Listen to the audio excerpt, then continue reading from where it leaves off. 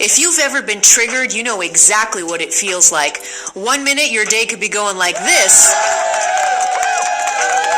And then the next minute, someone says something that triggers you, and boom, suddenly you look like this. Now, all kidding aside, emotional triggers can really be devastating on your life because they can make you feel horrible and completely out of control. They can destroy your relationships, and they can also prevent you from expanding into new and exciting opportunities. But after watching this video, your days of struggling with triggers will be over. Here's what you're going to learn. In part 1, we're going to go over what triggers are from a spiritual and energy perspective. Then, why do they happen? Where do they come from? And then I'm going to teach you a simple 4-step process to help you heal triggers quickly and for good. Coming up.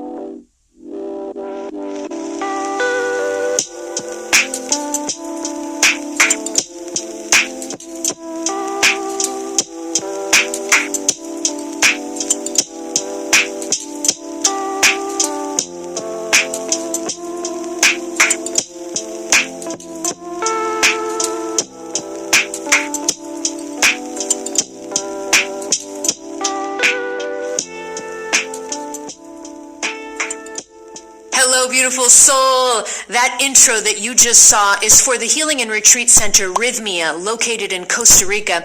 Rhythmia is a medically licensed retreat center for the use of plant medicine, and I'm going to be teaching a workshop at Rhythmia this upcoming August 2021. I'll be down there the week of August 1st through the 7th, and I'm going to be teaching there that week. So if you want to join me, I'm going to leave links in the description box below where you can learn more about plant medicine and about how you can join me at Rhythmia if you want to come along. Rhythmia is highly recommended for the use of plant medicine. So if you have a pull to work with plant medicines, but you've been a little bit afraid, I highly recommend Rhythmia. They have a highly trained staff, both medical staff and shamans, who really make the whole experience of working with plant medicine highly transformative and healing for you. So I hope to see you down there in August. Before we get into this video, I also wanted to remind you that there is a free workbook attached here as a supplemental resource to this video. The free workbook has some key takeaways and also some really cool questions that'll help you go deeper into the content that we discussed today. I'll leave links to that workbook in the description box below so you can download after watching this video. Okay, on to part 1 of the video. What are emotional triggers? So I'm going to give you a general definition of what a trigger is. All right, so here it goes.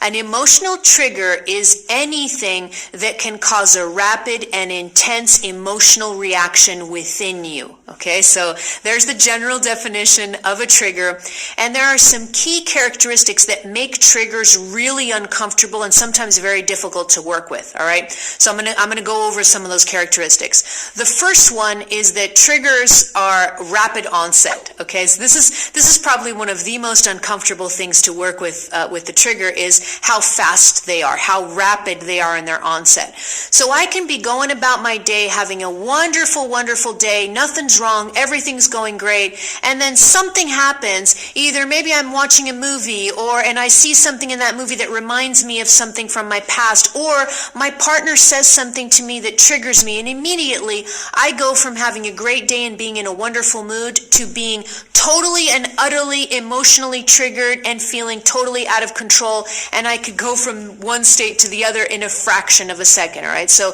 the rapid onset is one of the most difficult things to work with when we're dealing with triggers. So there's one of them, rapid onset. The second characteristic that makes triggers difficult to work with is that they can be spontaneous or not. Okay, so here's the difference. So a trigger can occur when something happens in the outside environment that causes the trigger. Okay, so for example, let's say, again, you're having a great day, and then suddenly your partner says something that reminds you, in your mind reminds you of something your ex used to say to you, and this was a really toxic ex in a really toxic relationship relationship that you had before. And as soon as you hear this from your partner, you're immediately taken back to this toxic relationship that you used to have, and you are immediately triggered. Okay, so here's one way in which we could be triggered from the outside, having something happen to us in the outside. But what's less talked about is that triggers can be spontaneous. They can be literally spontaneous, coming from within us, not without any kind of trigger from the outside environment. All right, and here's another example of how that could work. You could be washing your dishes. Imagine you're washing your dishes one day and you're just going about, just washing your dishes, nothing's happening, and then suddenly you get inundated with a memory of something that happened to you 10 years ago that was really painful, and it comes out of the blue. You're just washing dishes and that memory comes out of the blue, and then suddenly you were perfectly calm and okay, but as soon as that memory comes up, again, you're triggered, you're emotionally triggered, and you have to stop washing dishes and you have to go sit down and catch your breath. That's how triggered you are. Okay, so these are two different ways in which triggers can come about, but you see, they're not always caused by something in the outside environment. They can actually be caused spontaneously from within us. All right, but spontaneous or not, this is another characteristic that's difficult sometimes to work with triggers, is that you never know when they're going to happen, because they can happen spontaneously within you, or they can happen with something going on in your outside environment. The third characteristic that makes triggers sometimes hard to work with is the intense negative emotions that are attached to triggers, all right? So we never say we're triggered when we have elevated emotions. So nobody would ever say, I'm totally triggered because I'm feeling love, or I'm totally triggered because I'm happy. It never happens with more elevated emotions. Triggers are highly associated with intense negative emotions, and this is one of the reasons why they're so difficult to work with, because those negative emotions come on very intensely. This is a word. This is a really big word when it comes to triggers, is intensity. All right. So intense emotional emotions come up. Intense negative emotions come up. They come up very quickly and they come up very intensely, and that makes working with triggers a little bit difficult, because working with intense negative emotions is already hard enough, let alone when they all, lots of them come up really rapid, with a lot of rapid onset and very intensely. Okay, so the fact that triggers are associated with negative emotions, with dense emotions, really makes them, it's another reason why they're so difficult for us to work through. The fourth characteristic is that triggers can be reactive, or they can cause withdrawal. So reaction versus withdrawal. This is another interesting characteristic, because when we talk about triggers, the majority of the time people think that when they're triggered, there's some kind of outside reaction involved. Okay, so my partner says something to me, I'm really triggered, and I get really angry and I start screaming at them. Okay, so usually when people think of themselves as being triggered, it usually involves some kind of intense emotional reaction that you really can't hide from anyone around you. People know when you're triggered because you explode, you start screaming, something happens, you say things, you just run out of the house and leave. So there's some outside reaction or action associated with a trigger. But what's talked about less is that triggers aren't always reactive. Okay, what's talked about less is that triggers can cause withdrawal also. All right, and this happened to me. This is actually how I used to be triggered. Was there was an intense withdrawal. So when I was triggered, instead of lashing out emotionally, I actually shut down emotionally. I dissociated from the trigger. I dissociated from my emotions, and I really withdrew. I receded into my subconscious mind. And that's a really hard trigger to work with, because when you do that, the person that triggered you, they don't even know what's going on. And if you're withdrawn, you can't talk it through with that person. And this is usually because triggers, often the hardest triggers are the ones associated with people. And so I remember, in my past relationships, my partners would ask me, what's wrong with you? What is wrong with you? What happened? And I couldn't even answer, because I was totally withdrawn from being triggered. It was the way that it was a protection mechanism for me, was the withdrawal, with total shutdown and total withdrawal. This is actually common also when we're triggered. So triggers aren't just, they don't just cause reactive things in us, they can cause withdrawal. So sometimes people don't even know that they are working with triggers, because they're used to seeing that triggers seem like this very explosive reaction that I have in the outside environment. And so they would never think of calling what they're going through through a trigger, but they're just withdrawing inward when they're being triggered. It's a different way of dealing with the trigger, but it's the same thing. You're still being triggered. The trigger is there, and it needs to be addressed regardless of whether you react outwardly or whether you withdraw. It's the same thing. It still needs to be worked through. Okay, so now that we've gone over the mainstream psychology kind of definition of what a trigger is, now let's go deeper. Let's get into the spiritual and energy perspective on what triggers are. So let me give you the definition, the spiritual definition, the energy alchemy definition of what a trigger is, okay? So a trigger is a protection mechanism that blocks entry into a wound. Okay, so we're gonna go deeper into what the heck I mean by this, but that's the alchemy definition. A trigger is a protection mechanism that blocks entry into a wound, okay? So from an energy perspective, what a trigger really is a decoy. Okay, that's the perfect word for a trigger. A trigger is a decoy that's distracting you from an actual wound that's within you that you have not healed. And so the trigger kind of acts as a decoy. And let me give you two metaphors, two examples of what this feels like energetically so that you can understand what triggers are really doing. All right, so the first one is to imagine that you have a guard dog in a property, all right? So you have a properly trained guard dog holding guard on a property. When you get close to the gate of that property, what do you think the guard dog's going to do? They are trained to come up to the gate, very violently bark at you so that you know that there is a guard dog there. Do not trespass on this property, all right? So that's one way of looking at a trigger. It's that guard dog that starts barking, distracting you, and making sure that you don't enter into the property, all right? That's one way of looking at a trigger. Another way of looking at a trigger is literally like a decoy. So decoys are used a lot when hunting, but the word decoy literally means that you are being distracted. You're being distracted over here so that you don't look over here, okay? So imagine that, you're looking to your left and then someone says, hey, look over here, and you shift your awareness to your right and you look over to the right to that person that's waving at you. They're distracting you, okay? So that's a classic example of a decoy. Regardless of how you look at triggers, these two images, these two metaphors can be used to kind of look into triggers energetically. But regardless of whether you think of them as a guard dog or you think of them as a decoy distracting you, the main point here is that triggers are distracting you or keeping you from getting access into a wound, an unhealed wound within you. And the trigger's right in front of it going, nope, nothing to see here, move along.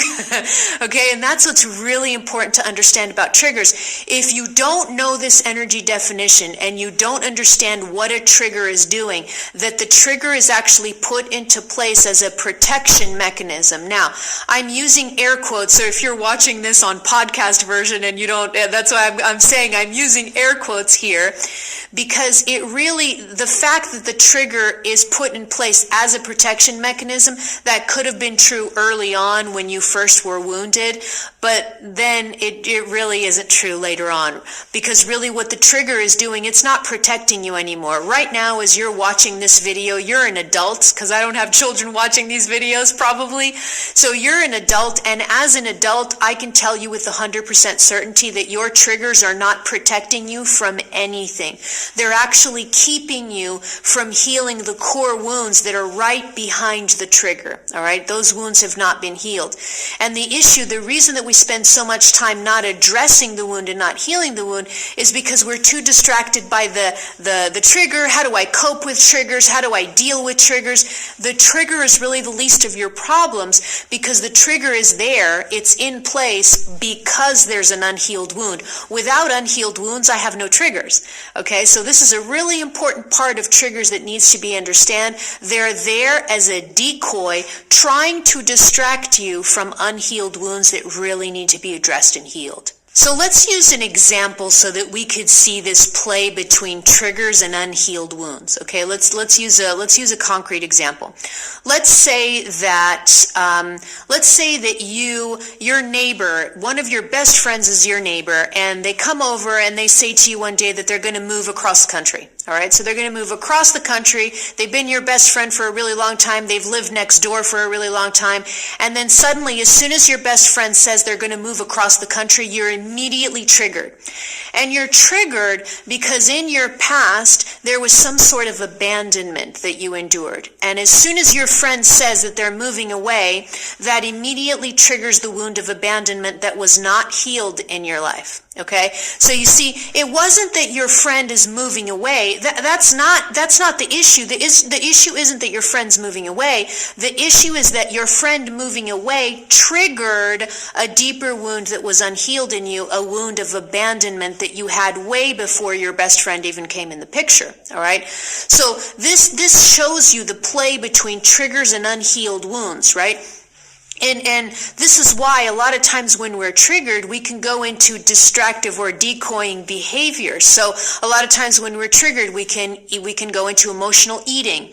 We can go into gaming or addictions. We can go into alcohol. We can go on a shopping spree. There are all kinds of addictive or distractive behaviors that we can engage in when we're triggered, because again, those distracting behaviors help the trigger decoy and distract you from the original wound that was there. All right, so this is kind of giving you an understanding on the play between triggers and the unhealed wound that those triggers are blocking you from accessing. So now that we know a lot more about triggers from an energy perspective, let's go one layer deeper, just one more layer deeper, so that you can understand even further the energetics between unhealed wounds and the triggers that protect them, okay? And that's really understanding the energy flow with unhealed wounds, okay? So what an unhealed wound is really, the way that it behaves energetically inside of you is that an unhealed wound behaves almost like a cancerous tumor, okay? So if you understand cancer, what cancer really is, what a cancerous tumor is these are mutated, unhealthy cells that start to grow much faster than healthy cells. And what they start to do is they start to siphon energy from the surrounding cells. They basically starve the surrounding cells to death. So a cancerous tumor pulls energy from the surrounding healthy tissue, and that's why that surrounding healthy tissue starts to die off. A cancerous tumor requires an enormous amount of energy for it to grow. It's the same thing with unhealed wounds. They start to pull chi to themselves, energy. They start to pull energy, more and more energy to the wound, and the wound starts to get energetically bigger, more powerful and more powerful. The bigger the unhealed wound from an energy perspective, the larger the emotional trigger associated with it. All right, let me say that again. Ding, ding. Important aspect. The bigger the unhealed wound that I have within me, the bigger the emotional trigger that I have associated with that wound.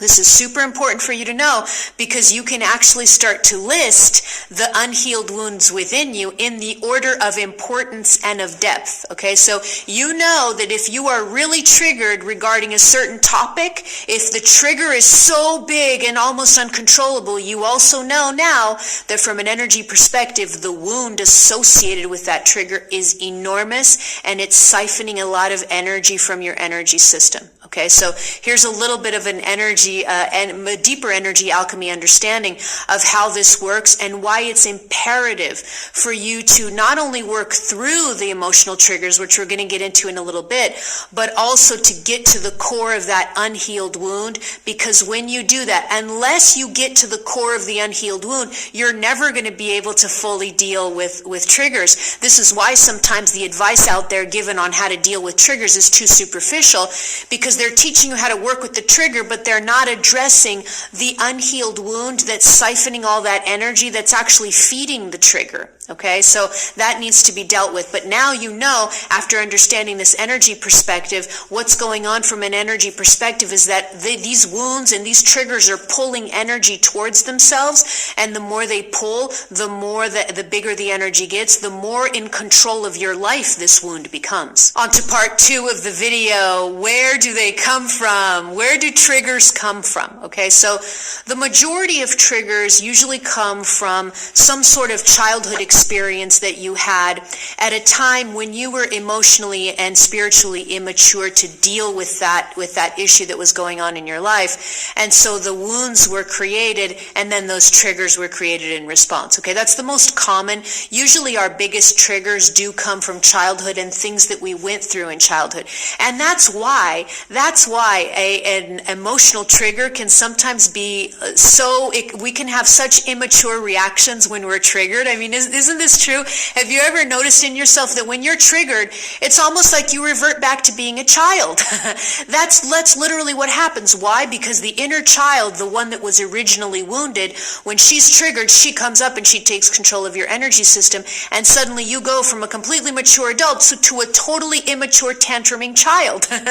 And this is what happens with emotional triggers. Why? Because that inner child is very active in an emotional trigger, because these wounds were created at a time when this inner child didn't have the tools or the capacity to heal and process these things. Okay, so these wounds and these triggers were really created from the immature aspect of us that went through painful things at a time when we weren't ready to process them. All right.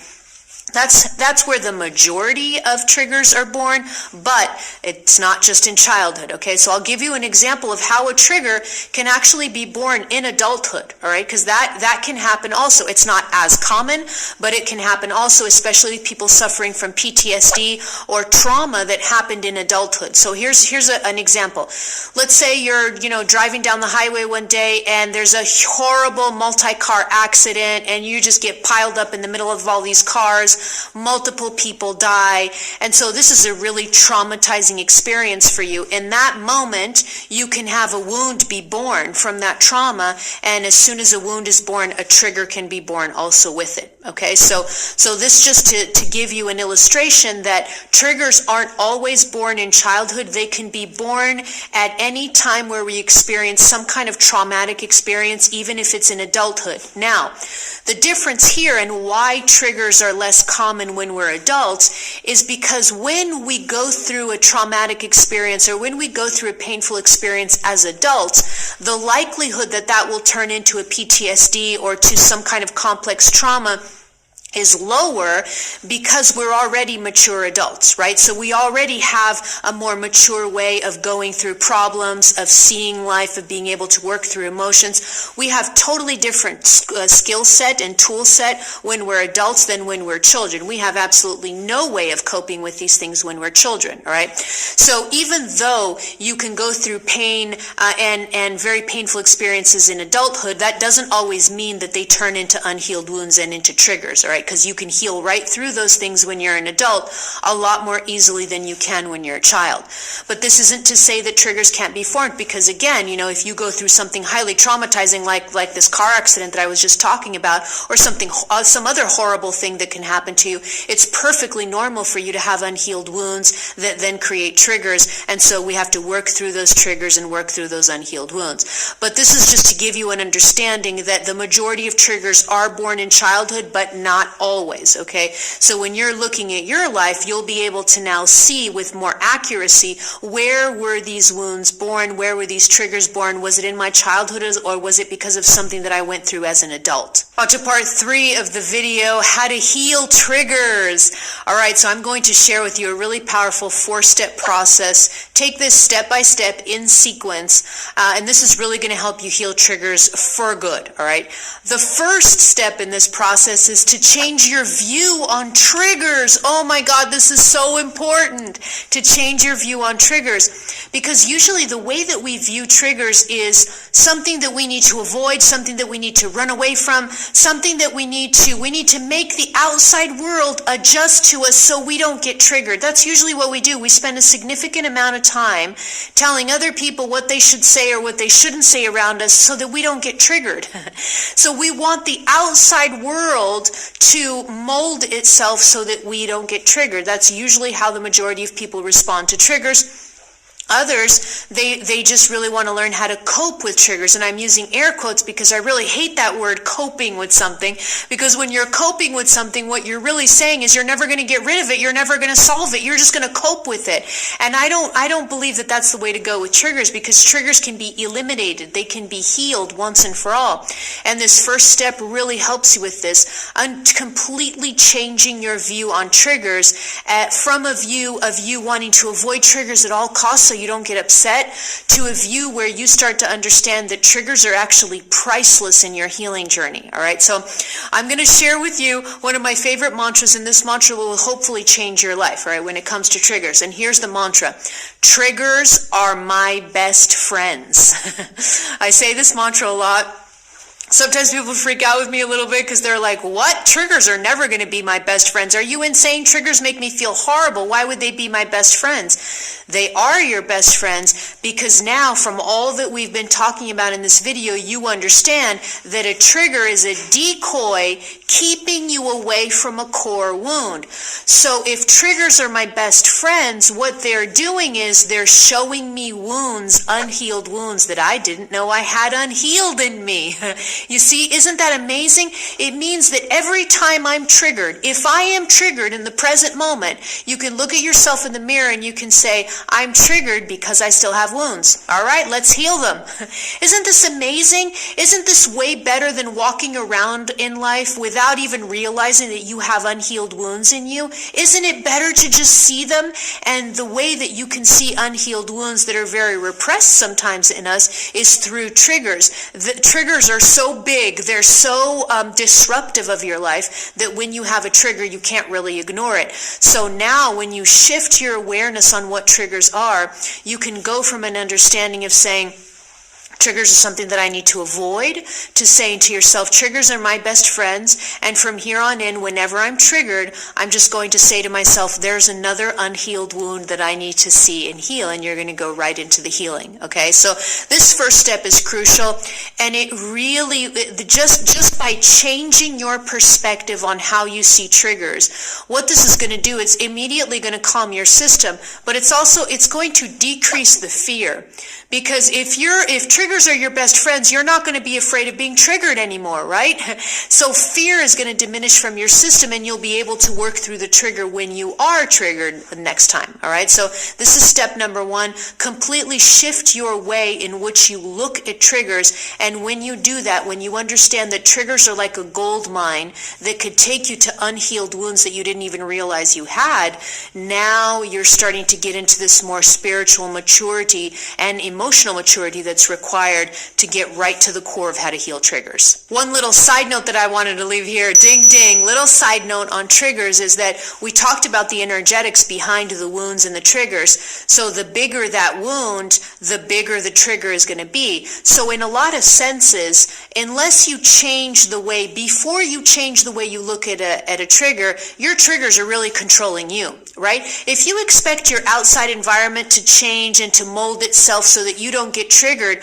what you're really saying is that those triggers control you. They control your life. And when you shift the way you look at triggers from being something that you need to avoid or to cope with to being something that you can use as your best friend to show you things, to show you unhealed wounds, when you shift this perspective, the triggers stop controlling you. You see, just by shifting your perspective, triggers will no longer control your life just by following this first step, and that's really incredible place to start. Now to step 2 of the process, and that is to recall your power. This is so important. So this really is an energy alchemy step, because if you remember what we talked about in terms of the wound and the trigger siphoning energy from your energy system and concentrating that energy in the unhealed wound, now you understand that in order to heal all of this, you have to recall your power back from that wound.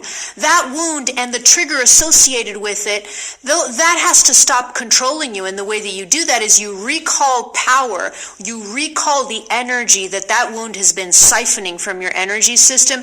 You recall it back to the beautiful essence, to the soul that inhabits in this body and away from the wound, okay?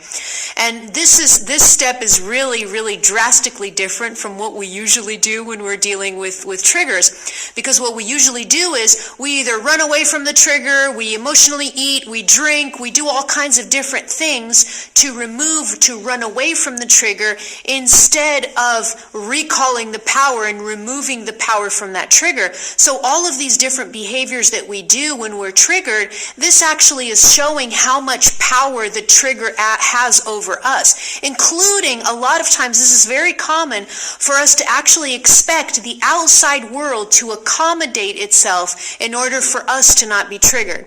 And I'll actually give you an example because this happens to me sometimes. I'll get emails from people and they'll say, you know, I really love your videos, but in this video you said something during one of your videos that really triggered me. Can you please talk about this in a different way next time so I'm not triggered? I've had people email me before asking this. Now, look at how ass backwards this is, right? Look at how this looks completely backwards. The person is trying to make the outside environment mold itself so that they don't have to be triggered. And you see how this is a losing battle for that person, because no matter how much the outside environment molds itself, they will always be triggered, because a trigger is only present when a wound is present. If they don't heal the wound, the trigger is going to be perpetually there no matter what they do to try and get the environment to mold themselves or to change or to accommodate to them in order for their triggers to not be activated. Okay, so this is kind of an ass backwards way of doing it. The best way of doing this is to heal the wound completely, and then you're not triggered. Then you don't have, the outside environment can do whatever it wants. You're never going to be triggered again because the wound isn't there anymore. And this step of energy alchemy is really important, recalling that power. And this isn't really hard to do, actually. This is very simple when you realize, when you know what's going on and you know what's happening on an energy level, when you know the alchemy behind it. Now what you're going to do is you are going to just, it could be something as simple as you just closing your eyes, coming up with a mantra and just saying to yourself, I recall my power from this wound now. Or I recall my power from this trigger now. It could be statements as simple as that. And that could really, the power of your intention is so important in the healing of wounds. When you intend and when you say something, and so it is, okay? And so that powerful step of just recalling your power from these overly big wounds and these triggers that are siphoning energy from you, the act of you recalling that power will really start to make a difference, because here's what's going to happen on an energy perspective. That huge wound and the huge trigger that was associated with it, when you start to call back power, you're going to start pulling energy from the wound and pulling energy from the trigger, which means the more that you recall your power, the smaller the wound gets, the smaller the energy gets, the smaller, until the wound literally dissolves because it has no more chi feeding it. It has no more energy feeding it. This can seem like it's a very woo-woo thing to do, but it's really not. This is basic energy alchemy, and it can really, really work when you use the power of your conscious awareness to recall and move energy at your command. You have the power to do this, all right? So it's more just a little bit of you coming into your power and realizing who you are on a soul level. You're a really powerful soul residing in a physical body, and you can move energy around that body at will, okay? So this is a really important step. Recall your power. Say to yourself, I will no longer allow triggers to control my life. Nope, I'm an eternal soul. I am not here to let triggers control me. I'm not here to let wounds control me. I'm here to heal. I'm going to heal all these unhealed wounds. I'm going to heal them now. I recall that power from this wound now in all directions of time. I love to use mantras like this, okay? But make up your own. It's always good to design your own mantras because it makes them more powerful when they're really made by you originally. But you can use the mantras you can start with the mantras that I'm providing here in this video, but also go deeper and start to make your own mantras. The more you pull power from the wounds, the more they start to dwindle and disintegrate. Now to step 3 of the process, go through the trigger. Okay, so in this step, what you're going to do is you're going to use your understanding of everything that we've been going through in this video. You now know that a trigger is a decoy that's keeping you from accessing a wound. So it's natural that in the process of healing the trigger, you have to go right to the wound that created that trigger in the first place, okay? So this is where you're going to go straight to the wound. You're going to go straight through the trigger and to the wound, all right? It's time to come face to face with the wound that caused the trigger in the first place, okay? And the way that you do that is you're going to go right through the trigger and come face to face with the wound that trigger is protecting. All right, this is really, really important. You could do this in various steps. There's various ways for coming face to face with your unhealed wounds. Here are some simple steps that I like to use. I like to sit in meditation to just assess, feel what I'm feeling, feel my wounds. This is especially pertinent if you can do this when you're being triggered, right as you're being triggered. If you can have the presence of mind to do this work while you're being triggered, you can actually heal the wound a lot faster, because when you're triggered, you're right there, you're right almost at the wound. The trigger is distracting you a little bit, but if you have the presence of mind to say, nope, I'm not going to get distracted by this trigger, I'm going to go right through it. What's the wound? That is the $1 million question, is not what's the trigger, not what's triggering me, not what this person said to me that was horrible that triggered me. No. I'm going to bypass all that superficial talk and all that superficial noise. I'm going to go right through the trigger, and the $1 million question is, what is the unhealed wound back there? That's the question, okay? And so I like to do this work a lot. I'll just sit down, especially if this is happening during a triggering, that's even more powerful. If when you're triggered, you can take the time to do this, you sit down, you take a nice deep breath, it's almost like you're totally bypassing the trigger. You're not allowing yourself to be distracted by it. You're not letting it distract you. You breathe through. I like using breath a lot. You breathe through the trigger, and you're going to ask yourself, what wound is this trigger protecting? And you journal about it. I love to use journaling when it comes to this type of healing work, because a lot of times these unhealed wounds are repressed in us. And so when we journal, it's like it's very cathartic, because we're bringing that energy up to the surface and onto a piece of paper. It's very, very cathartic to do this work like this, okay? So journal, breathe through it, ask a lot of questions. It's always important to ask questions when we're triggered. Not just, why am I triggered? That could be a good starting question, but then go deeper. What is the wound that this trigger is protecting? And you'll get there. You will get there. This is your $1 million question. What's the wound that this trigger is protecting? Write about it. Breathe through it. Sit with the emotions. Don't run away from them. Don't go eat a bag of donuts. Don't go have a bottle of wine. Don't go have sex with some random person. Don't do anything outwardly to distract you from this work. When you're triggered, this is the time to go down and ask, what is the wound that this trigger is protecting? Write about it. Sit with it. Let it all come to the surface. This is a really, really important step. When you do this step, you're going to get to the core of that wounding, and that wounding is going to start to disintegrate. You're already on your way for these triggers to disappear completely. Step 4 and the last step of the process is to heal the wound. So in step 3, I got face to face with that wound. I started to write about it. I started to journal about it. I started to ask important questions. And now that I understand the wound more, this is the key word here. Ding, ding. Understanding of the wound. In step 3, I started to journal and I started to ask questions, and I understood the wound.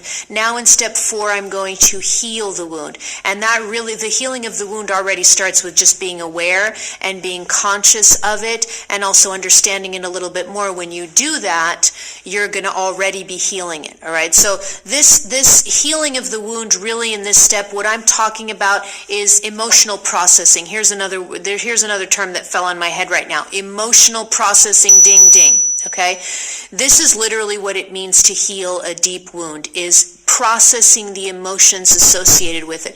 That's the only reason why we have unhealed wounds. We don't have unhealed wounds because of the imagery of the memory of things that happened to us. We don't have unhealed wounds because of the actual events. We have unhealed wounds because of the emotional content, the emotional charge associated with those events. That's what's hardest for us to deal with. And so when it comes to this step, what I'm going to do to heal this wound is I'm going to learn how to sit with and process emotions without any fear, no matter how dense the emotion is. This is really the hallmark of a spiritual and just a spiritual and emotionally mature adult. This is the hallmark of a spiritual and emotional mature adult, is just this ability to sit through any emotion, no matter what it is. Because when you're spiritually and emotionally mature, you're really sitting in the position of the soul that resides in this body. And that soul is wise, that soul is old, that soul isn't afraid of emotions. Like what's an emotion to the eternity of your soul, right? It's nothing. So you're going to hold that position, that very mature position, and you're going to sit down and you're going to say, there is nothing within me that I am no longer unwilling to feel. I am willing to feel anything that needs to be felt within me. As soon as you do that and you start sitting with these emotions, you start letting them circulate, the energy starts to move, and that's really all that was necessary for the emotional healing to take place anyways, was the acknowledgement and the feeling of the emotion and letting it pass through me.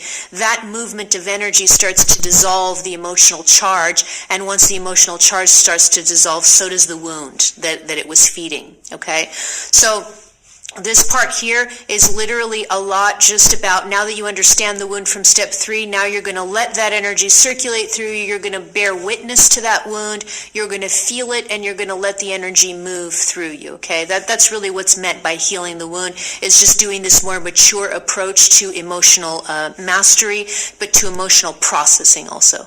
To go deeper into how to heal wounds and how to let go of the past and go deeper into this whole healing process, I shot a whole video on how to let go of the past, how to heal it, and how to let it go. I'm going to leave links in the description box below so you can watch that video after this one. But I also want to leave you with a little pro tip here, okay? So pro tip, ding ding, pro tip here on how to do this 4th step. There's a little bit extra thing that you could do that makes this healing of old wounds easier, and that is to reassure your inner child, okay? One of the reasons why we hold on to unhealed wounds for so long is because we have a dominant inner child that takes over our energy system when we're feeling emotions. Now, this inner child is wounded because she didn't know how to deal with emotions way back when painful things happened to you, and so she's remained dominant within you. Whenever any kind of emotional intensity comes up, the wounded inner child starts to freak out again and start to panic within you. So if you just reassure this inner child, that if you do this work of reassuring the inner child, the emotional healing, the healing of wounds is going to become so much easier because she won't sabotage you anymore. The inner child won't sabotage you anymore, all right? So this is the pro tip. Go into that beautiful inner child, reassure her. Sometimes you could reassure her just with mantras, just with beautiful, soothing, loving talk. You can say things to her like, everything is okay, it's safe for me to feel emotions, I can do this work, I'm an adult now. You see, just have this beautiful, beautiful, loving inner talk to reassure your inner child. The calmer that inner child is, the more you can do this deep emotional healing, the faster you can heal these wounds. Now, to go deeper on the inner child, more than what I just talked about here, I shot a whole video on inner child and inner child healing. I'm going to leave links in the description box below for you to watch that video after this one. Now I want to hear from you. Let me know in the comments below if you're struggling with emotional triggers right now, and I want to know which ones they are. Let me know in the comments below. And don't forget to download our free workbook that accompanies this video. Links to that free workbook are in the description box below. Click here to subscribe to my YouTube channel, or head over to my website where you can download my popular guided meditations. And don't forget these videos that I recommended in this one. This would be great for you to continue viewing. All right, beautiful soul, I love you. I'm out.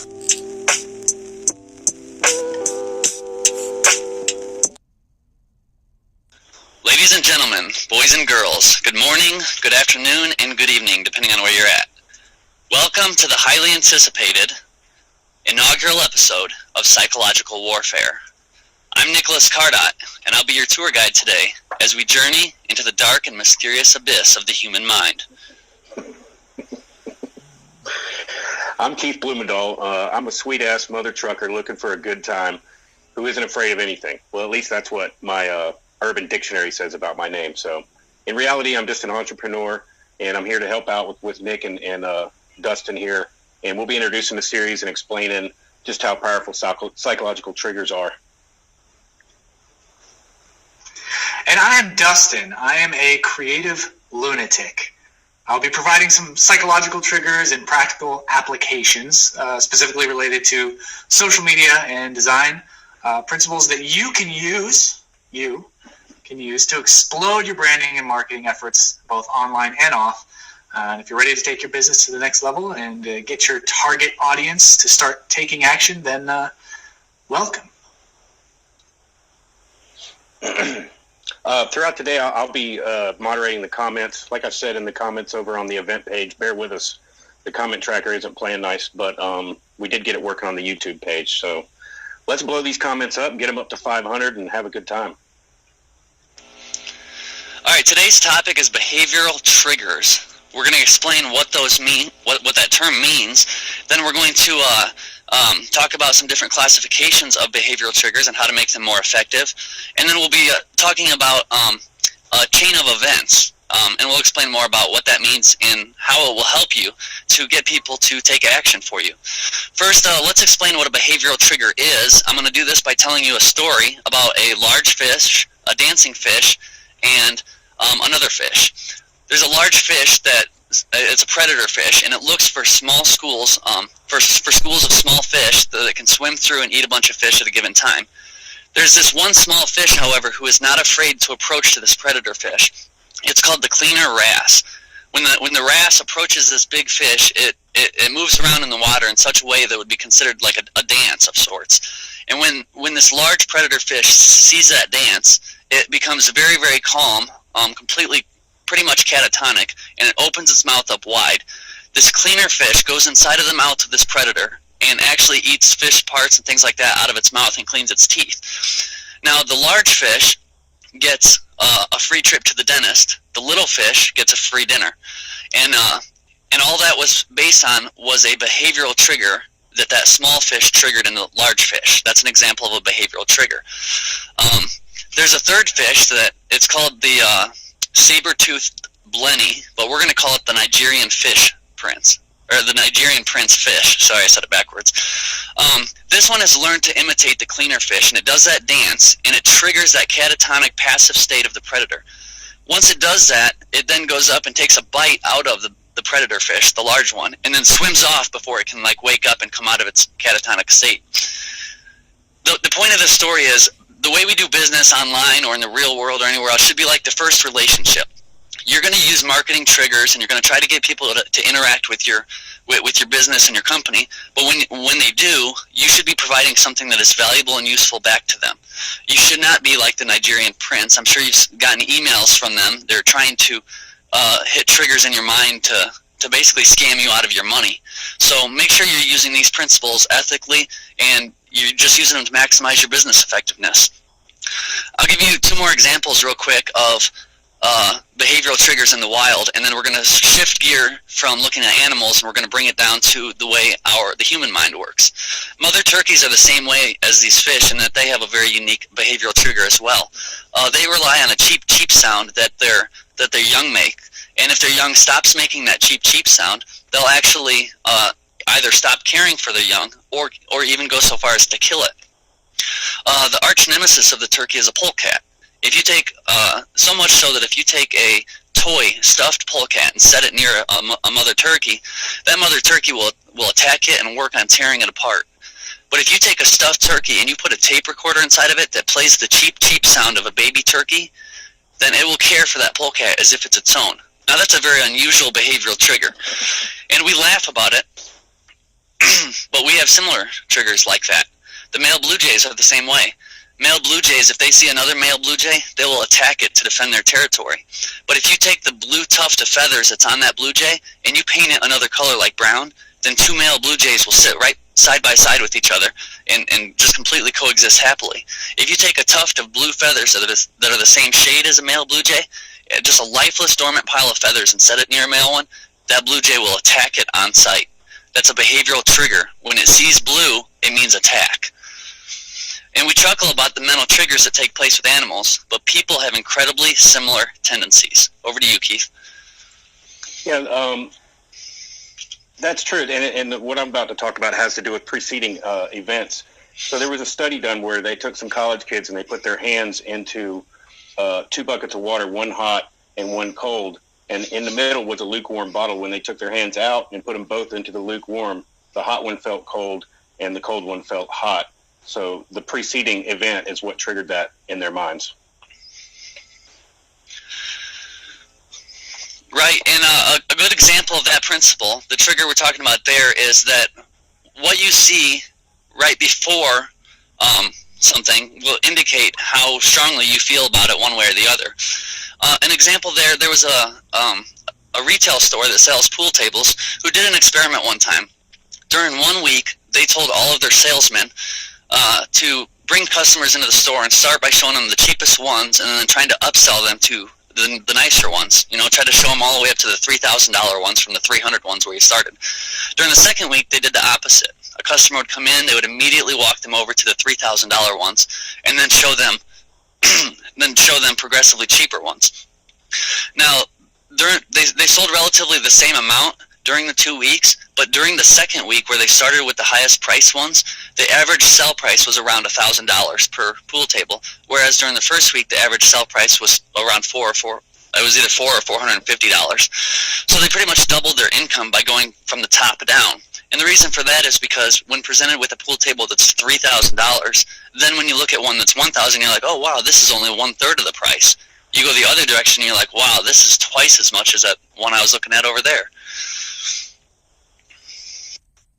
Yeah, that same thing works in real estate. When real estate agents sometimes will pocket some crappy pieces of property that they'll take people around to look at that's somewhere in their price range that they said they wanted to be in. And then the last place they take them to will be, a very nice place. It's maybe up a little bit higher in their price range. So an example of that is when I was looking for condos when I first moved here to the beach, I was looking at places that looked like, they were crappy motel looking, stunk like cigarette places and just really horrible for what was in my budget. And then I found this place and I walked in and I saw the ocean and I said, that's the one I want. And that was it. I didn't have to look at anything else. Another example of this, there was a turquoise jeweler, and she had bought a lot of, or a bunch of turquoise jewelry that she put on the shelves and it just wasn't selling. It wasn't selling. She decided she was going to take a vacation. She left a note for her salesperson to knock it down half price and just get rid of it, just dump it. And she left to go on vacation. She came back and found out that the representative had misread her note and thought it said ×2. So she doubled the price of the jewelry, and then it all sold while she was gone. She didn't have any of it left.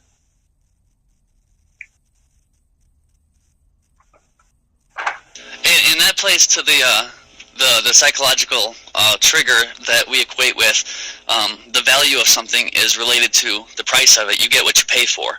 And these type of people probably spent their whole life learning this concept that you get what you pay for. And so when they saw this turquoise jewelry that was twice as expensive as the other stuff in the store, then they thought, well, this must be the best jewelry in the store, so that's why it sold out.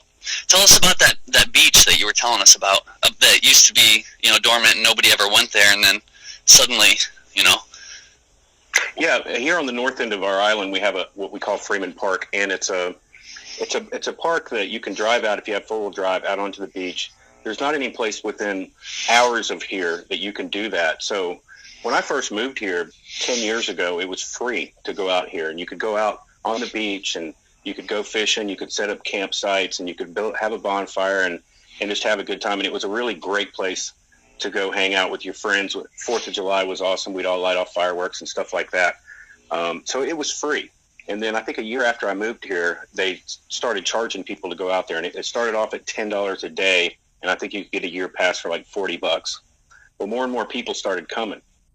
So then they upped the price. Now it's $20 a day and $100 a year. and you cannot get out there. I don't go out there but maybe once a year anymore, where I used to go out there every weekend. And that kind of leads right into what I wanted to chime in with. What we're talking about here is perception, how perception kind of influences a customer, a fan, or somebody that you're looking to behave in a certain way. Triggers, in a sense. One of my favorite triggers or perception or behavioral triggers is actually social proof. I've talked about it. I've written about it. Sometimes it's called social signals, social proof, social signals. The most common way that I get people to understand it, for those who aren't familiar with what social proof or social signals are, is the restaurant analogy. Now, let's say Nick or Keith, you come to Hollywood, my stomping grounds, and you've never been to Hollywood before. You've just excited to be there, and you're looking for somewhere to eat. You just want to go have dinner, but you have no idea where to go for dinner. So you take a walk out on Hollywood Boulevard and start taking a look at the restaurants out there. And you come upon two restaurants. They look exactly the same on the outside. The only difference is one of the restaurants has a line outside the door around the corner. The other restaurant, no line. You could walk straight in, get a table if you like. Now, in your mind, you will immediately perceive the restaurant with the line out the door to be the better restaurant. That is social proof. It is social signals, the signal you have received socially from these other people who are lined up outside the door is instantly telling your brain, whether consciously or subconsciously, that that restaurant has a higher value, it's more trustworthy, has a higher quality, and you are more likely to want to go. Whether or not you will is up to how much time you have or whatever. But your perception of that restaurant will be much, much higher than the one that has no social proof or no social signals out the door. Alan Hain just commented in the event. He says we call them trust symbols, Dustin, and he said he was glad you were bringing that up. Yeah, absolutely. Tell us a little bit about how that applies to how you can make that work for you in social media and for your online presence and things like that then. Absolutely. And social media is very practical, or specifically in blogging. I run a blog over at Dustin.tv, and I keep my social buttons, these little share buttons that you see everywhere. I keep them very prominent on my blog posts. The reason for that is because I want people to see that my posts have been shared. Now, the signal there is when somebody sees a share button, let's say a Google Plus button, and they see a big number there, they're immediately going to perceive from that social proof or those social signals that this blog post has been A, shared a lot, is B, trustworthy, C, maybe a little bit exciting. And people's motivation for sharing online is they kind of want to be seen as in the know. They want to take part in things that are being taken part in. They want to join the crowd. They want to join what others are doing, and they kind of want to be seen as being in the know. So those social buttons are very, very important to the social proof of, say, a blog post and in social media. And in a sense, it's giving the successful more success, but it just goes to show that social proof is a real thing. Okay, and it's also important to note now, we're talking about behavioral triggers today. We're trying to introduce this topic because it's what the entire series of psychological warfare is going to be about. The social proof that Dustin was just sharing with us is one of the many types of behavioral triggers, one technique that you can use. In fact, social proof is one of the 6 weapons of influence, according to Robert Cialdini. He's a PhD published author who writes a lot about social influence and things like that, or methods and psychology of influence. And the other ones include like principle of reciprocity. If I give you something, you're going to feel obligated to give me something that's equal or greater value back. We have this sense of debt when people do good things to us. Other principles are like the principle of likability. You're more willing to do something for somebody that you like than you would for someone you don't like, of course. Another principle would be like the principle of authority. you're going to respect the opinions and things like that of someone that you view as an authority, more than someone who you think is just, living in a hut out in the middle of nowhere, not leading or, not being an actual authority figure. So there's all these different principles. There's also tons and tons of persuasion techniques that can be used, different ways of presenting information and doing these different things. And we're going to be hitting on those as we talk through these different weapons of influence and things like that. You've got persuasion techniques, you've got lines of appeal, you've got these principles. So that's what this series is going to be about. Nick, let me bust in right here real quick. Yeah, go ahead. Nevada Ott, if I'm saying her name right, I'm sorry if I'm not. She left a comment, says, what if I don't have a blog, but you are building a presence on all social media sites, Nick?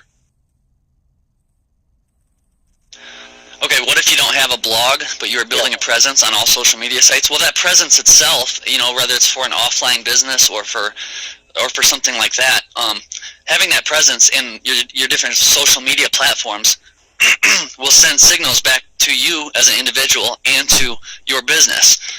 So a good example of this is Jason Frasca. I see him pop up all over the place. He's constantly commenting. He's always very positive.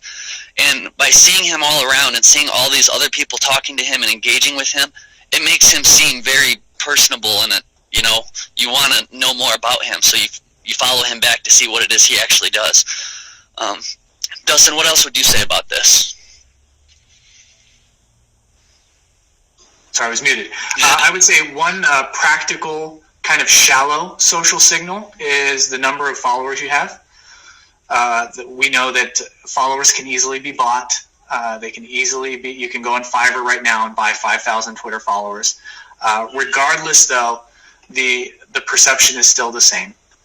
As shallow as it is, somebody visits your Twitter profile or your Google Plus profile and sees how many followers you have or how many circles you're in. That is one form of social proof or a social signal. Another way is, when you tweet something or when you post something on Google Plus, how many plus ones does it get? How many reshares does it get? Those are more social signals. These signals are everywhere in our digital culture. They're all over the place. I mean, Facebook uses them like crazy with their recommended posts, and Google Plus is using the plus one recommendations, showing that what your peers and what other people are doing all sends signals of all kinds. So we're constantly being bombarded. So you absolutely don't need a blog or even a website to have social signals work for you. You just need some sort of presence that will display any sort of activity whatsoever that has been taken by other people. Okay, let's unless there's some comments or anything that Keith has for us, I'm going to transition to the next step here, and I'm going to do a screen share so you can see what I'm talking about. Hold on one second, Nick. Okay, go ahead. Got one comment here from Sarah Lamoth. Says, if you have very limited social proof to begin with, for example, on a blog, what is the best way to start to achieve social proof? Obviously, that's a huge topic that we could make a whole show about.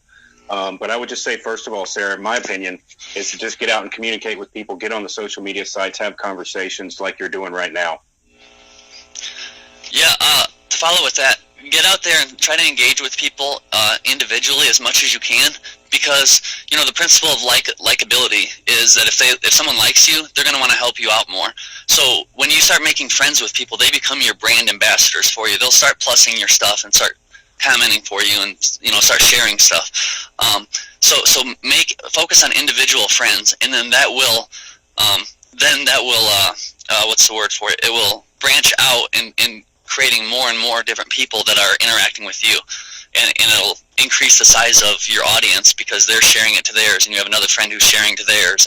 But start with one or two people, try to get to know them, then one or two more, get to know them, and just start getting to know people as individuals. The more personal you are, the easier it is to start branching out your social media presence. And if I could jump in real quickly there, the hard thing for us humans at this point in our culture is to sustain our need for instant gratification. So for these social signals and such, people are looking for the quickest way to get as many signals as possible. That's why these people on Fiverr who are selling followers do so well. It's a terrible thing because it's shallow and it doesn't lead anywhere. What really makes your online presence grow in a strong, significant way is focusing on relationships. And I think we're going to talk about that in a little bit here. But just realize that you don't need to instantly have 10,000 Google Plus circles. All you need is to make a few really strategic relationships. And by strategic, I don't mean, they're business only, but really people that you know and care about, and you care about their story and they care about your story. So, I mean, it only takes, one great connection who will connect you to their 1.5 million followers. And that's all you need. So when you focus on the relationship and stop worrying about the numbers being so big so fast, if you focus on the quality of relationships with people whose story you relate to and care about, I think that will do more for you than any of the other, get quick followers or get quick +1s or get quick retweets schemes that are out there. Yeah, I'm going to actually skip a section in the document and jump right up to the rapport building section, because it ties in perfectly with what we're talking about. I'm going to tell a story or an example from the military here. In psychological operations, we do a lot of what's known as passive information gathering. What we'll do is we'll go into a town or a village, and maybe our goal is to get information about, if insurgents have a weapon stockpile nearby, or maybe there's a house where insurgent activity is taking place in it. And so we start talking to people in the community, and you don't just walk up to somebody and say, hey, where are the insurgents at? Yeah, they're going to be like, I don't know, you get out of here. I'm not talking to you. But instead, what we're trained to do is to talk to the person. I might spend 45 minutes talking with a person, and during the 45 minutes, I'll spend 40 of those minutes just talking about soccer or talking about whatever's going on in the village that's not related to war at all, just fun stuff like, hey, your kids go to school, that's neat, I have kids too. And we just build this rapport, we get to know each other. And then by the time I do actually lead them into trying to give me information about the location of whatever, they don't even think of it as an interrogation. They think of it as, oh, we're just having a conversation, and this is just part of the fun talk that we're having. So that rapport building is just monumental. Take the time to get to know people, build those relationships. We do it, to get information and to accomplish objectives in a war, and it works great in social media. That's what it's all about. And in social media, it's super easy. The building rapport, one thing that I often teach people is that asking questions is one of the best ways to develop a relationship. I mean, you think about when you're courting a potential significant other, what do? You ask them questions. They ask you questions. You find out about each other. You learn about each other. And on a blog or on social media, it's the same way. You find someone you want to connect with, ask them questions. Ask really good questions. The better questions you ask, the more you get to know the person, the better you will understand whether or not their story matters to you and your story matters to them. And asking questions is one of the greatest ways to build rapport. As a practical example, every time somebody tweets a link to one of my blog posts on Twitter or shares it on Google+, I do my best. I'm not great at this. You don't have to be great at it. You just have to be intentional. I try to ask them a question about that blog post. On every single one of my blog posts, I end with a question because I want to know about my audience. I want to know what their thoughts are. I earnestly want to know about them so that I can create things for them. So, whenever somebody tweets at you or shares one of your posts, or whether it's a blog post or a social media post, ask them a question about it. Continue the conversation, dig deeper, and you'll build that rapport. If the person senses that you truly do care and you're not just trying to game something from them, then they will absolutely become a brand ambassador for you. They will absolutely become one of your strategic relationships. And so ask questions again and again. I think that's great. This is something that I exactly did when I built a fence business using nothing but a blog and Twitter, which I wrote about not too long ago. But back in 2007, 2008, I started a fence contracting business in the Raleigh, North Carolina area, and Twitter was fairly new then. It wasn't real popular. There were no iPhones yet, and I don't think Blackberries were even barely coming out. I think I had a Palm Centro. But I started using Twitter, and I had a Twitter handle. It was called @TheFencePost. But I didn't talk about fencing. I talked about coffee. I talked about sports. I talked about your favorite place to go get a movie. I talked about stuff locally with people. I started connecting with realtors and going to meetups and going to tweet ups and doing all this stuff. And I never really talked about what I did, but everybody knew. And when I got to these meetups, they'd be like, oh yeah, you're that fence guy on Twitter. And I started getting recommendations. And next thing you know, my DM box was filling up with people saying, hey, I know somebody that needs a fence. And they were recommending me just based off having conversations, asking questions, just like what you just said, Dustin. So I think that's perfect. And this leads into a question that Tina Willis has. Hopefully this doesn't slow us down too much. We still got a few minutes, but she asked two great questions. And the first one is, she asked Nick, is there any psychological benefit to being controversial? The short answer is yes, there is. The first one that comes to mind is a persuasion technique known as in-group, out-group. With most controversies, you're going to have people on both sides. So you're going to be insulting one group of people, so it's going to trigger to them to want to respond to defend the people in their group. And on the other side, you're going to have people who are on the in-group of the controversy, and so they're going to jump in there just so they can show their support and show that our group is right. So that's an in-group, out-group persuasion technique, and it can be really effective, but it can also end up giving you a black eye if you're doing it just for the controversy. So I always recommend be controversial if you really believe in something and you want to stand firm on what you believe in, but don't be controversial just to grab clicks on an article for no apparent reason.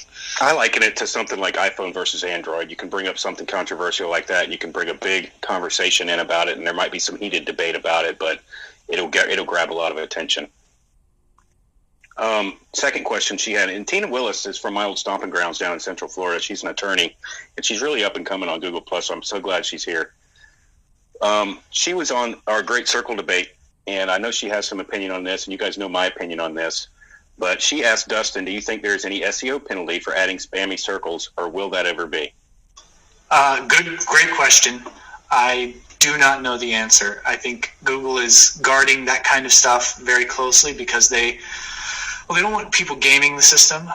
There has been talk, and it has been unofficially confirmed that they are penalizing certain users and certain practices that users have of sharing spammy circles and gaming the system. If you read the Google Plus terms of service, which I don't recommend anybody do because you'll be bored to death, just like with any terms of service, but you'll see there's a lot in there about gaming the system and gaming social activity in a sense where Google discourages that heavily.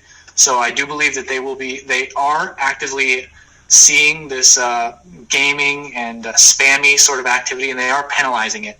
If not from an SEO website standpoint, then definitely at least from a user standpoint on Google+. So I can't say for certain. I'm not in any way, I will never claim to be an SEO guy. I leave that to much smarter people. I just know a few things, and I kind of just try to follow what Google says to do, and try to just implement the best practices possible. I always use what my grandma used to tell me: you are who your friends are. There you go. You stick to that, Google's going to like you. So that's kind of the way I look at it. Right. All right, now in keeping with the principle of scarcity, which we'll be introducing in a future episode, we have just over a minute left. So let me explain. In future episodes, we had a lot of material today. We scripted out this entire show, all our talking points and stuff. We have a lot of material left just from today's show that we didn't actually even cover. So we're going to have to push that into the next episode. We'll be here again 2 weeks from today.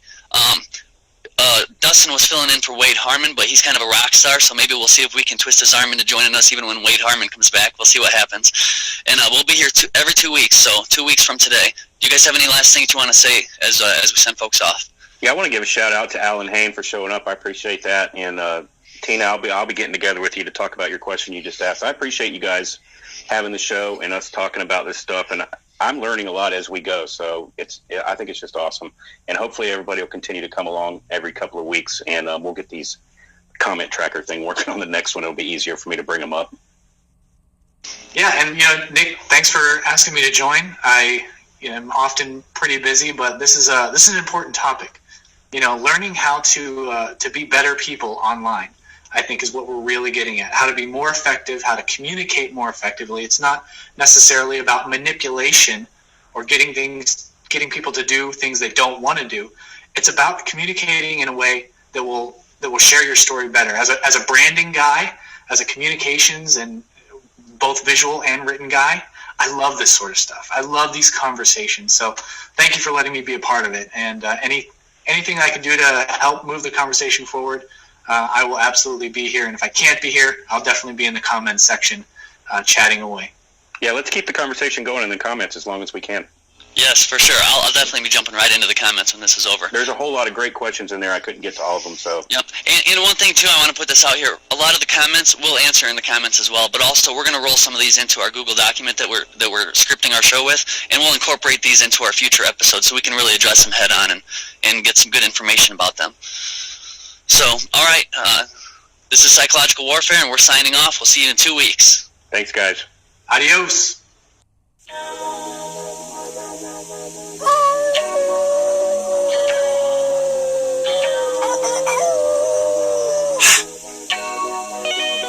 We had to run them out.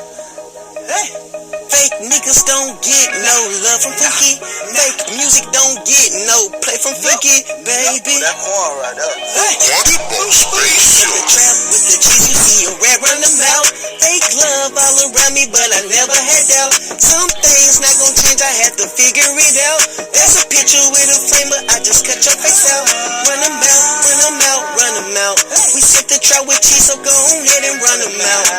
We set the trap with the cheese, you see a rat run them out.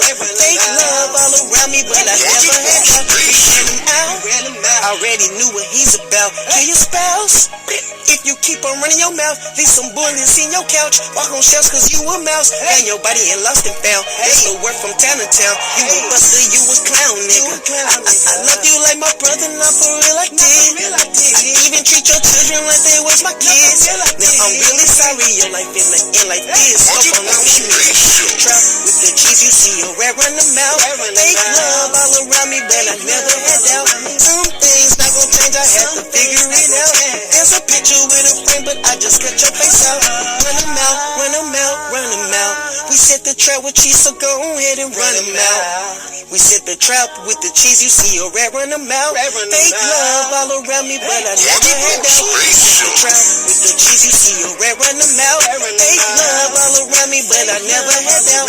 Some things not gonna change, I had to figure it out. There's a picture with a frame, but we just cut your face out. Run them out, run them out, run them out. We set the trap with cheese, so go ahead and run them out. We set the trap with the cheese, you see a rat run them out. Fake love all around me, but I never had doubt. Hey, hey, hey, hey, hey, hey, hey, and I can't seem to stop. And I can't seem to stop. Inside in the building, big foot in the rhythm. Hey, big foot in the rhythm.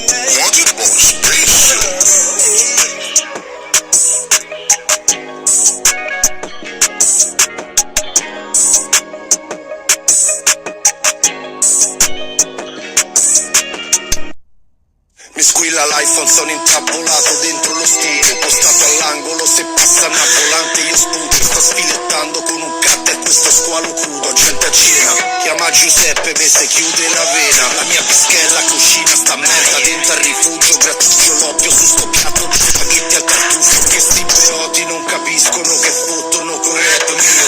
Con questa trash io l'assicuro a Dio. Dico, nuovo gioco, nuovi euro. Esco contento dalla major. E questi infami blindano alla tua. Finisce che mi blinderanno per i cazzi tua. Non voglio fare nomi, snitch, vorrei farmi fuori. Frati si fanno grassi mentre crepano migliori. St'operazione è delicata, serve sangue freddo. Prima te sparo, poi te miro, dopo ci rifletto. Io voglio i Rex, addosso oro che mi odiano in eterno. Cammino nell'inferno, strada disciplina e sangue freddo. Pau pau se ti prendo, ho fatto scaccomat. Ho fatto scaccomat. Io non voglio Rex, ho disciplina e pure sangue freddo. Pau pau dall'inferno. Se mi chiami, non mi trovi. Sto bombando la tua donna sul letto e ti rovi. Da te ne prendeva un ragazzo come senza roaming, laurea d'onore, me le mani dentro il mio reattore. Scemo se mi cerchi sai dove trovarmi, a casa di felice con 200 armi, oppure su un privato che è atterrato a Palmi, oppure l'orenteggio che mangio shawarmi. Oggi dentro queste pussy come un hobby, le cavalco come From Jedi o anche Nobby.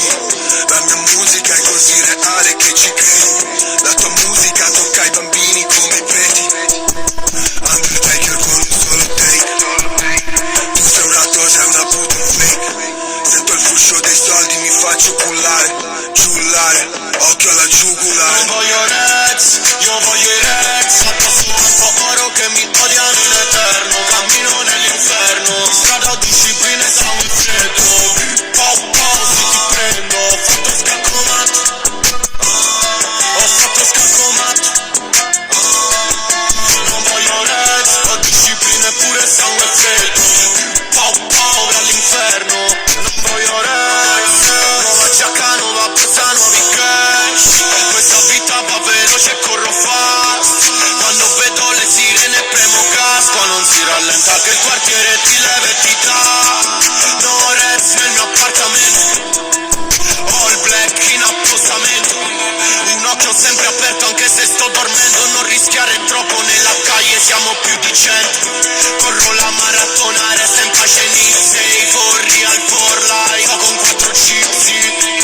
Non sei un rapper quale ascolta. Per me parlano in numeri, chiudi la bocca.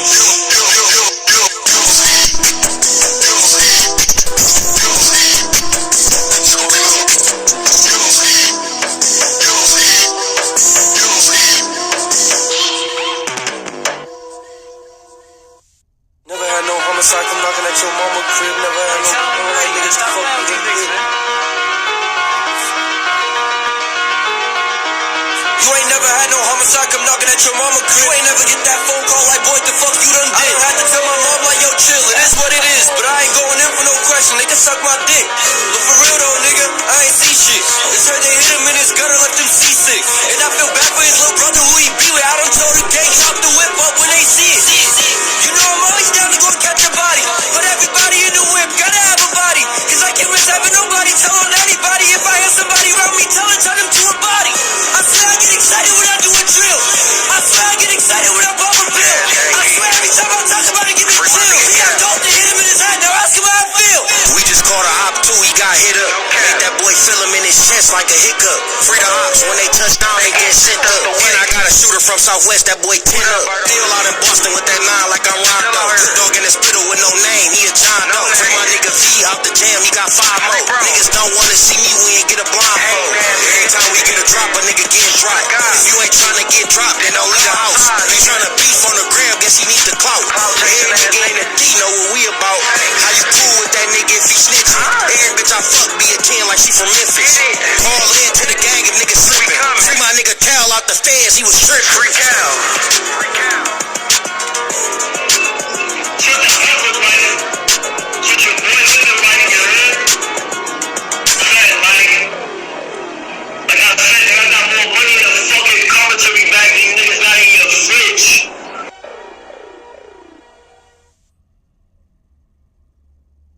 Fuck your cameraman, I'd rather fuck with Flu Shot. The Mason Beats. What up, man? It's a bad baby. Yeah. Bad bitch show me wanna fuck. I'm like, get on. She the type to be on anybody. Quick to get home. I know you not sipping act boy, cause you act wrong. And I can ball when I'm away and I'm at home. Mama said some shit to my face. Really hit home. Niggas start sweating like a bitch. When they hit home, bitch, I put it in my mind, put the team on you. Living in a cold ass world, get it hit on you. Bitch, I earn my spot. I ain't jumping. Bitch, I earn my sound. I ain't from here. Baby girl jumping to a nigga, tell her come here. If you ain't talking about the money, is we done here? Still in my bag heavy, motherfucker. Still fucking bad bitch, motherfucker. Brody got a clip ready, motherfucker. You know I'm riding for my niggas, and none other. Cream make the world jump, motherfucker. Money make your bitch jump, motherfucker. Chopper make your man crump, motherfucker. High hoe make you wanna stump. Hey, look at me, dog, when I'm speaking, dog. Hey, ain't no running off, put the heat on you. Hey, nigga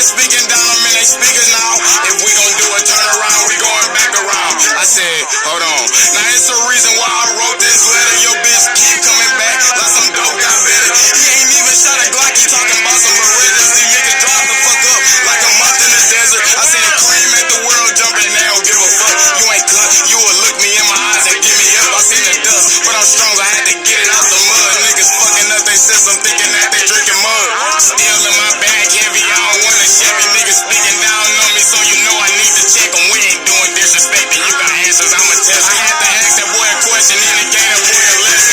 Niggas hating on a nigga, guess they feel the pressure. I love touching blue shoes, I think it gives me pleasure. You talking to a king, little nigga, you a peasant. You broke feeling pleasant, to be rich, I was destined. My dog put them hoes on the floor, that's some rugrats. A bitch who can get it by herself, you know I love that. A bitch ain't a dime or a 10, I can't touch that. Let a nigga play this way, we gon' bust back. Small ass nigga, but defying all the measures. I'm plotting on the new lifestyle, fuck a bezel. I know I'm a big fucking show, but I don't wrestle. And if we can't get to you, your man can send a message. Still in my bag heavy, motherfucker. I'm still fucking bad bitches, motherfucker. My brody got a clip ready, motherfucker. You know I ride for my niggas, none other.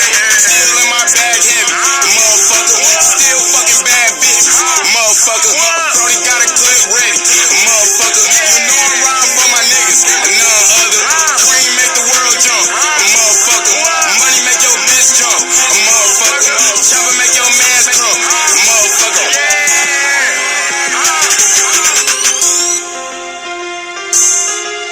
The Amazing Beats.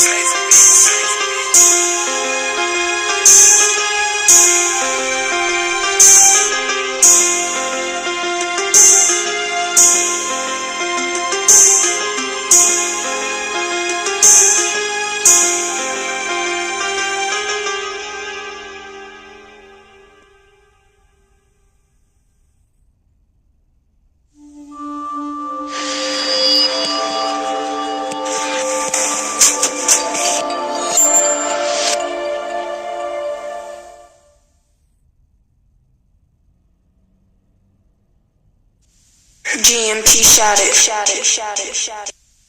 Ooh, RJ.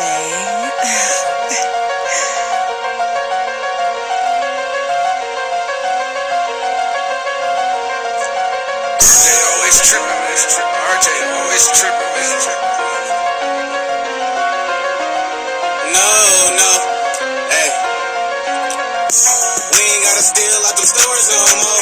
We ain't going broke, no. I can fuck any one of these hoes. When I pull up to the scene, bitch, I'm putting on the show. Block got a ladder, nigga, Home Depot. Outside from me, Marco Polo. I don't even chase these hoes no more. Bitch, I'm busy, please do not call this phone. Backdoor season made the bitch tip. Told me my niggas don't share our clothes no more. No more noodles, big steak on my plate. No red, low, fat woods to the face. I don't need fight, we can shoot it out.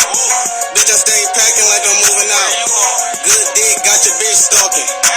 Big boss, bitch, I need an office. Fast cars, bitch, no more walking. The fuck you talking? I'll leave you sleeping with the dolphins. Running to the money while these niggas out here crawling. Thank God for the wins, but I ain't shit without my losses. Hey, whatever in my cup got me booted up. No more lazy hoes, told her toot it up. Her pussy hold the size of a Cheerio. I don't need fuck no more if I can't make a video. We ain't gotta steal out them stores no more. We ain't going broke, no. I can fuck any one of these hoes. When I pull up to the scene, bitch, I'm putting on the show. Block got a ladder, nigga, Home Depot. Outside from me, Marco Polo. I don't even chase these hoes no more. Bitch, I'm busy, I'ma call you, I ain't gon' tell you what you gotta do. Ain't gon' start a few, ain't gon' see what's in my molecule. Know what I'ma do. Sit back, chill, play it cool. I can cut you loose, pray you even see the interlude. Ain't got shit to prove, everybody know that I'm that dude. I slay your crew, had these pussy niggas scared to shoot. Nigga, who is who? I don't know these niggas or your crews. All got shit confused, nigga, what's a bitch? I brought the news. Nigga done chasing hoes, know the do's and the don'ts. I can get it if I want, I can get it if I don't. Play with me, all she wrote. What's a man to the goat? That's some shit you should know. We gon' kick it through the door. Man, the bomb make it glory. Need a crib by the shore. We ain't stealing out the store. Come the money, I need more. All these hoes like a core. I be grinding when I'm bored. I be stacking till it's store. I be grinding till I'm snoring, yeah. We ain't gotta steal out them stores no more. We ain't going broke, no. I can fuck any one of these hoes. When I pull up to the scene, bitch, I'm putting on the show. Block got a ladder, nigga, Home Depot. Outside from me, Marco Polo. I don't even chase these hoes no more. Bitch, I'm busy, please do not call this phone.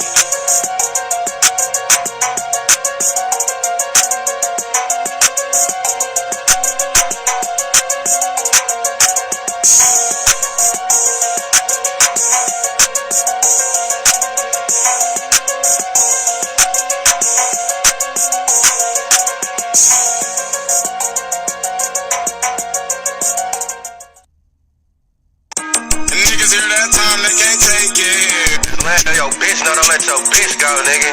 Money going real old, it's outdated. Got these snakes in the grass, need a razor. Chopper leave a nigga shaking like a taser. I ain't speaking on shit, rap the chaser. Stacking profit, packing choppers, bad hoes, they little toppers. No pressure, relax, I got it, Hellcat. Fast sign, band up off crack, chronic. Van look, these hoes be flying, brand look. The fish, they copping coupe seats, they letting her out. She buy from day, yeah, up like hoppers. Since I was 17, me and baby P in that